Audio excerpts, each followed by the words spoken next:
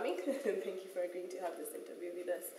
And I attended the pastoralism session, and I found some of the work you were presenting there was really interesting. And I noticed the position paper on the future. Is there a future in pastoralism?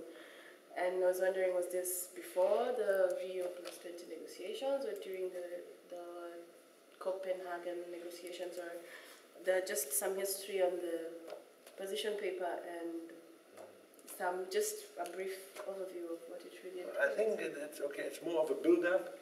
I don't think you can relate it directly to those big international events. Okay. It's more like, empirically, we've always been, being veterinarians, veterinary NGO, we've always worked, mainly in pastoralist regions. And then you just realize, that certain things do work, others don't work. There's definitely a future. I think that's how this position paper came to be. It's not so much related to the bigger, events. It's rather, I think, a steady build-up within not just VSF Germany, within the VSF system. There's Veterinary Sans Frontières, Swiss, Belgium, the French have one, but they're in West Africa. There's Canadian has just started one. The Swedes have a very small one. So it's a VSF community, and they're, I think, all moving into that line of thinking. But this is our own product still. This is VSF Germany. This is VSF Germany, yes. But then I was really wondering, like when you read through the paper and with all these negotiations and the big events that have been happening as well, do they take some of the work you said here seriously? Do you have, being a development project-oriented research institute, if you may call VSF that, but then do they take some of this work seriously? Because in the policy negotiation process, you find you have the scientists who have the voice, you have all these stakeholders, but then you have people who are working to try and implement some kind of solutions that are development-oriented. No, there's still a gap. I agree with you. Because this is not scientific at all. Yeah, it is not. If you bring a professional economist, he's going to shred it and show you that, the position is expressed, but maybe it's not properly supported by significant data. But the applied side is maybe often forgotten. And the visibility of the whole VSF, even including all the other VSFs, we're a tiny bunch, we're nobody. Compared to big organizations, we're still a small NGO by comparison. And, we do, try, and we've managed to establish some working linkages with scientists. I mean, that's one reason why they even invited us to be here in Göttingen. But it's still in the beginning. And I'm sure, more crisscrossing would benefit both, The practitioners who sometimes are not sure that they're doing the right or the wrong thing, and then the scientist who maybe has a very limited perspective, because he looks at it from his laboratory, from his, PhD topic, and he's limited. I'm sure he has to focus on something and research it properly. So crisscrossing and interlinking, maybe having an additional chair in the middle between science and policy, could help. Development partners. Because you're right. I mean, if you listen to who brings in the technical ideas, it's pure science, which is always, I would say, correct, but not sufficiently tested out there. Now, I can give you a method that works. On-station research, it works. You give it to a pastoralist, he doesn't take it up. Everybody wonders why. It's very simple, Let's say you're increasing the yield by 120%, and your labor shoots up by 130%. Now, for the scientist, the method has worked. I've managed to increase the output. The pastoralist says, "Bugger off, I don't have the time for this nonsense. If I'm investing more than I'm getting out, I'm actually moving back." And that bit is even forgotten in research itself. This rigorous testing, cost-benefit, what is really coming out here? What is in my pocket at the end of the whole story? The scientist doesn't have to go there. Like what we've just been listening to. The grass is greener now. Everything's fine. Are we making more money? No answer. Maybe we are, but you couldn't get that from the session papers, because they are really scientists, very good scientists. So that's where NGOs could maybe fill a gap. Yeah, cool.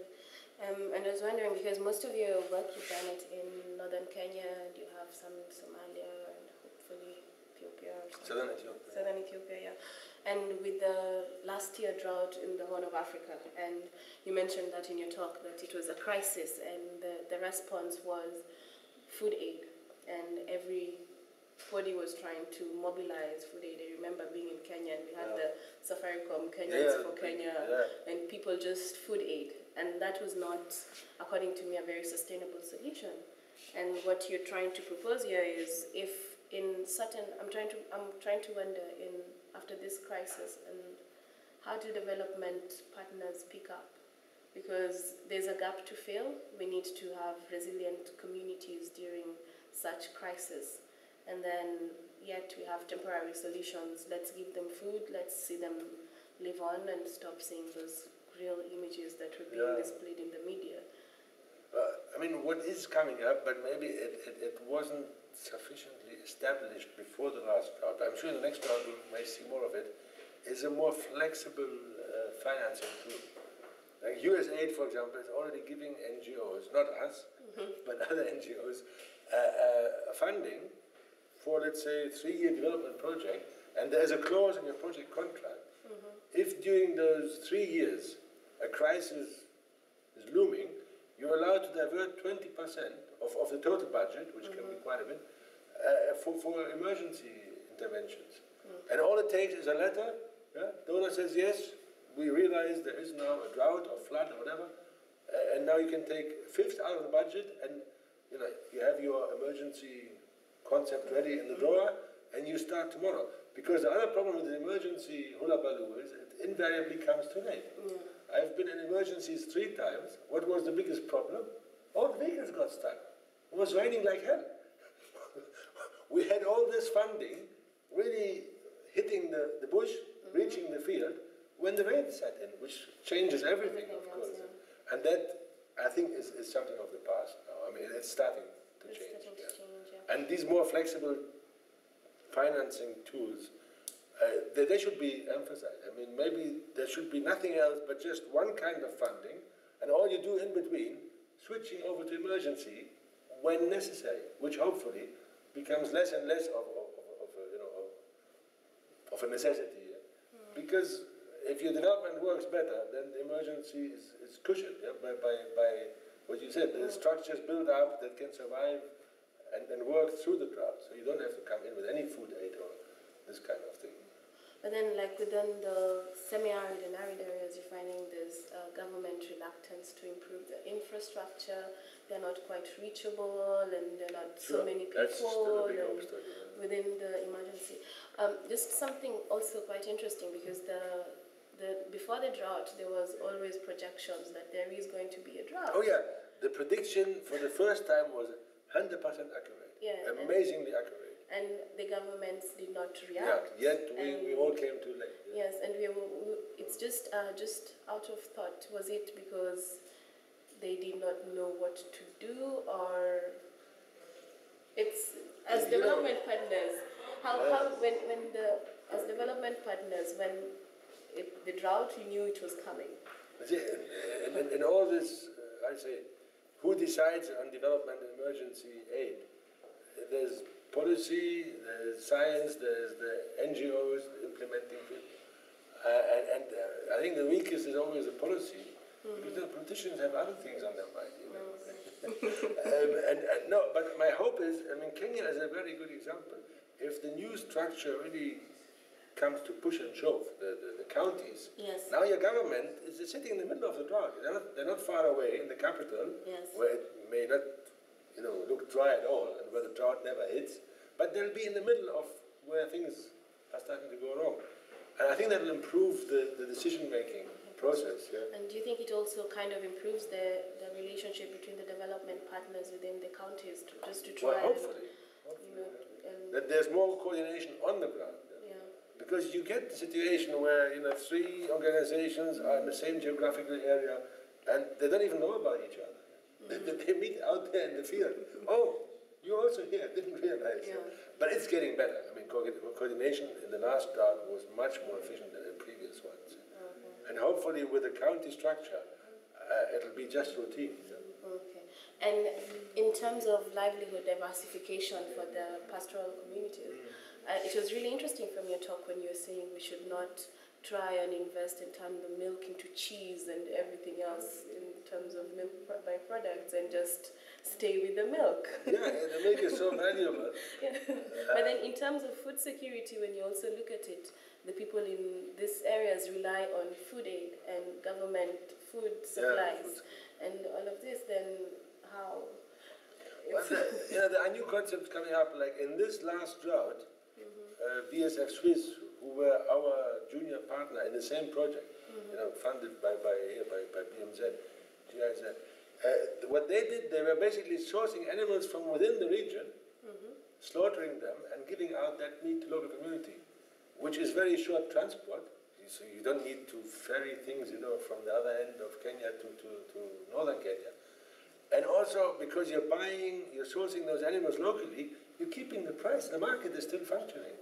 In fact, what happened, they had agreed on a certain meat price with those local butchers. Now, it's local butchers who do it. People have a voucher, the local butcher gets the voucher, gives out so much meat per week, per family, and then the project just reimburses the butcher.